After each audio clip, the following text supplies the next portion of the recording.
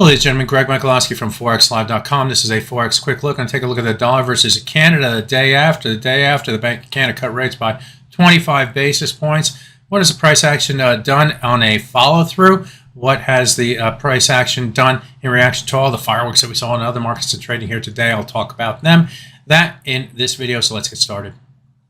For those who have been listening to my videos on the dollar versus Canada for, well, a number of weeks now, the price has been spending most of its time within this up and down trading range going all the way back to the month of April here. Yes, we did have a move to the upside and outside of the range right through here, but it quickly faded and used that level as a resistance push.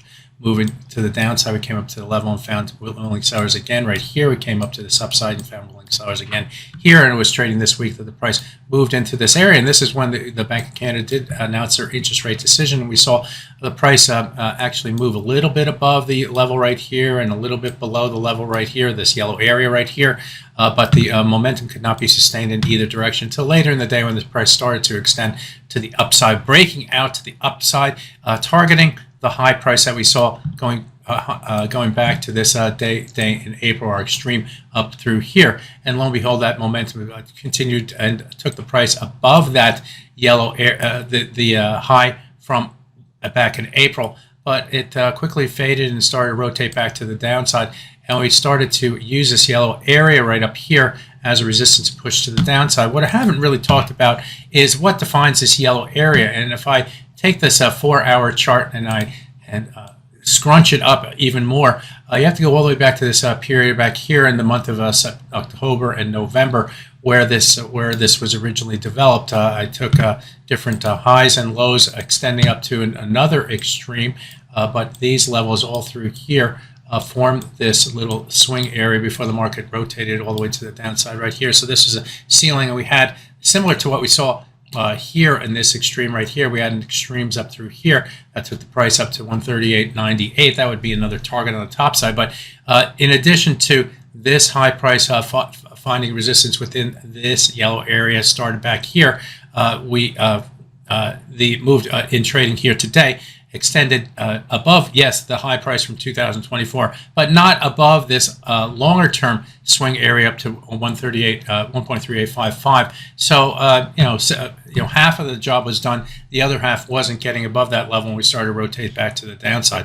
So what now? And when we look at this chart, we get back to our roots, and our roots was this box right here, the box that defined the trading range.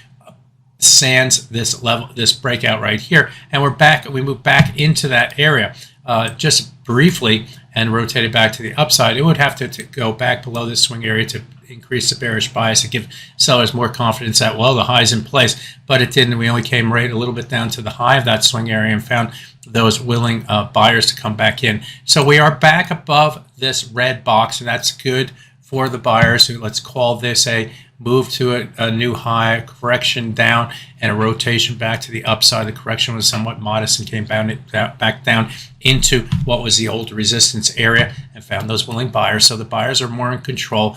The question now becomes, can we get above this high yellow area? Can we get above the highs that we saw here between 138.39 and 138.55? If we can, then we're going to go up toward that other high price that we saw of going back in time off of that 4-hour chart up here at the 138.98 level. Keep that level in mind going forward. So watch this area, 137 to 84 to 138.03. If we stay above it, it's more bullish. If we move below it, all bets are off in the dollar versus Canada, and something else is up. My name is Greg Michalowski. Good fortune with your trading. Bye-bye now.